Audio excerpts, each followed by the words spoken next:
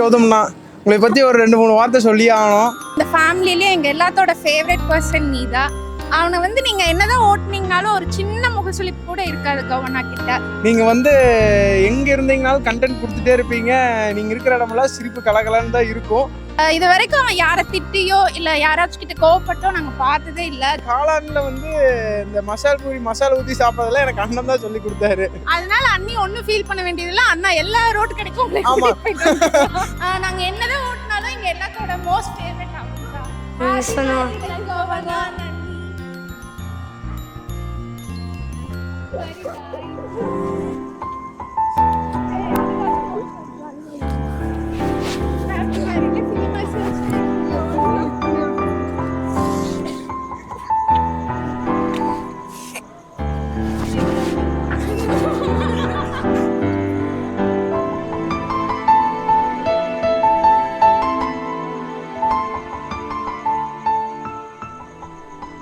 ஒருத்தர் விடாம எல்லாத்தையுமே ஈக்குவலா பார்ப்பாங்க கௌவண்ணா. அதுதான் அவனோட இன்னொரு ஸ்பெஷல். 22nd நம்ம தங்கச்சி மேரேஜ் இருந்துச்சு. 23rd தான் நம்ம போய் கோயிலுக்கு பார்த்தோம். 24th என்னோட பர்த்டே. எல்லாமே 3 நல்ல பிக் டேஸ் எங்களுக்கு ஒரே ஃப்ளோகா வந்துச்சு. எனக்கு இந்த அழகா கோர்வையெல்லாம் சொல்ல தெரியாது. இந்த கண்ணு மூக்கு வாய் மூஞ்சி எப்பவும் பார்த்துட்டே இருக்கணும்.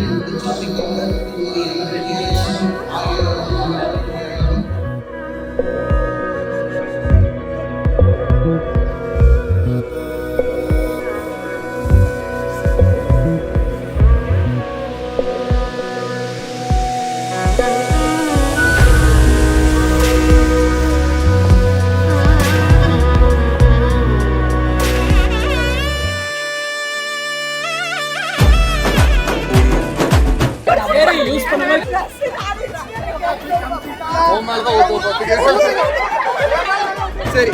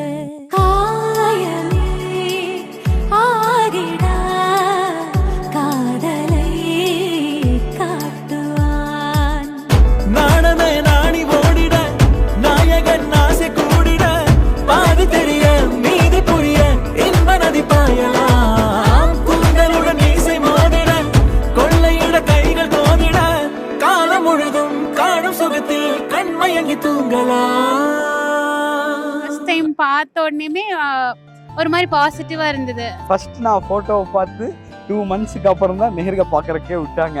அது வரைக்கும் 2 months நான் வெயிட் பண்ணிட்டு இருந்தேன். இவர்கிட்ட என்ன ஸ்பெஷல்னா அவர் எதுவுமே எக்ஸ்பெக்டே பண்றது இல்ல. அதுதான் எனக்கு ஒரு மிகப்பெரிய ஸ்பெஷல் நினைக்கிறேன். இந்த எக்ஸ்பெக்டேஷன்ஸ் இருக்கணும், இப்படி பண்ணணும், இப்படி பேசணும்னு அவர் எப்பவும் நான் என்ன நினைச்சாலும் அது வந்து அவர் ஒரு பாசிட்டிவ் ரெஸ்பான்ஸ் தான் தருவார் இது வரைக்கும். ஸோ அதுதான் ஒரு பெரிய ப்ளஸ்ன்னு நான் நினைக்கிறேன்.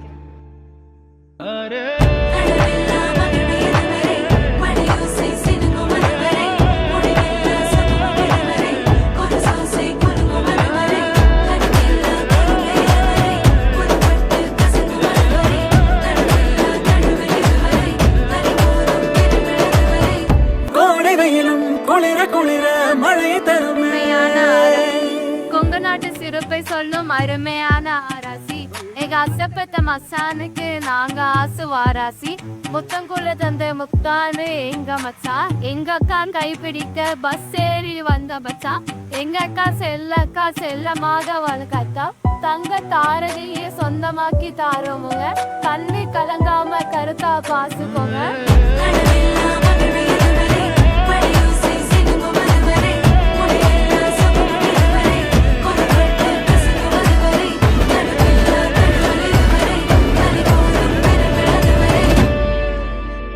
அண்ணாவும் அண்ணியும் பேசுனதை விட அதிகமா அண்ணாவும் மச்சானும் தான். அண்ணனோட மோஸ்ட் ஆஃப் த கேரக்டரிஸ்டிக்ஸ் வந்து இவர்கிட்டயும் இருக்கு, ரிசம்பிளன்ஸ் நிறைய இருக்கும். ஸோ இவங்க 2 பேர்த்துக்கு இருக்க பாண்ட் வந்து லைஃப் லாங் கண்டினியூ ஆகணுங்கிறது எனக்கு பெரிய ஒரு ஆசைன்னே சொல்லலாம்.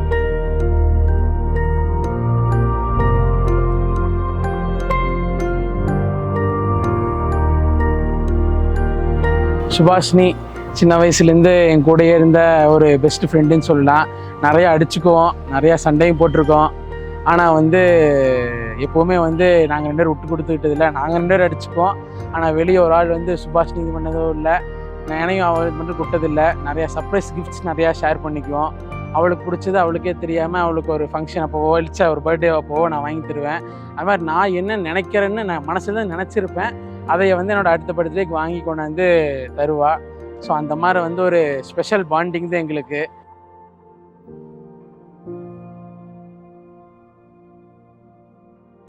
அதுக்கப்புறம் மாப்பிள்ளைகிட்ட வர்றேன். ஸோ மாப்பிள்ளை வந்து ஃபஸ்ட் டைம் வந்து பார்க்கும்போதே வீட்டுக்கு வரும்போதே மாப்பிள்ளை தங்கச்சிங்க அவங்க அப்பா அம்மா எல்லாத்தையும் முதல் டைம் பார்க்கும்போது எங்களுக்கு ரொம்ப பிடிச்சிருச்சு, எனக்கு ரொம்ப பிடிச்சிது.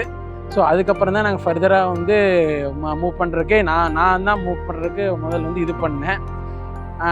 என்ன எத்தனை பேர் இருந்தாலும் எங்களுக்கு வந்து எங்கள் வீட்டுக்கு வந்து ஒரு புது எங்கள் அப்பாவோட இடத்த நிரப்பறதுக்கு மாப்பிள்ளை வந்திருக்காருன்னு நான் நினைக்கிறேன்.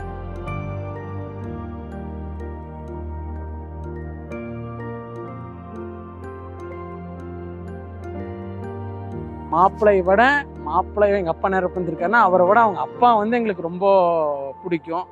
அவர் முதல்ல பேசினதான் வந்த அன்னைக்கு அவர் என்னென்ன பேசினாரோ அதுதான் வந்து எங்களுக்கு வந்து தங்கச்சி கொடுக்கறதுக்கு முடிவு பண்ணுது.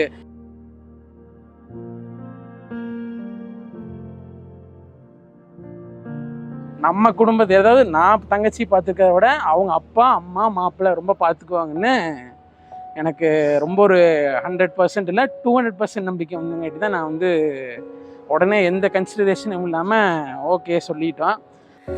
என்ன தேடி வந்து நெஞ்சில் தாவர உன்னால் நேரம் நின்று போச்சு, உன்னோட அணைப்பால ஒன்னும் தோணல, கொஞ்சம் தலை சுத்தி போச்சு, ஒரு பார்வையிலே உயிர் போனதடா உன் கூடதான் விட்டு போகாதே நான் வாழ்ந்திட. அதுக்கப்புறம் இப்போ வந்து கல்யாணம் வரைக்கும் வந்து இந்த ஒரு அற்புதமான வாழ்க்கையை வந்து தொடங்கி வச்சிருக்கிறோம் எல்லாத்தோட ஆசீர்வாதத்தினால.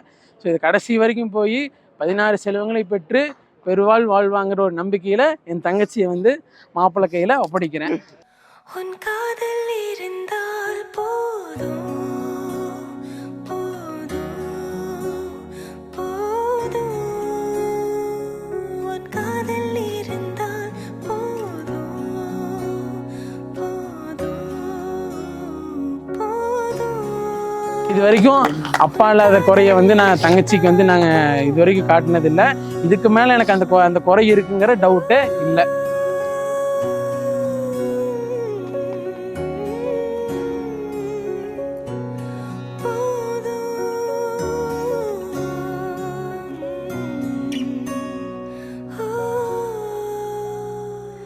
என் கால் ரெண்டும் வழி தேட உன் வாசல் வந்தேன், அது ஏனென்று தெரியாமல் தடுமாறினே.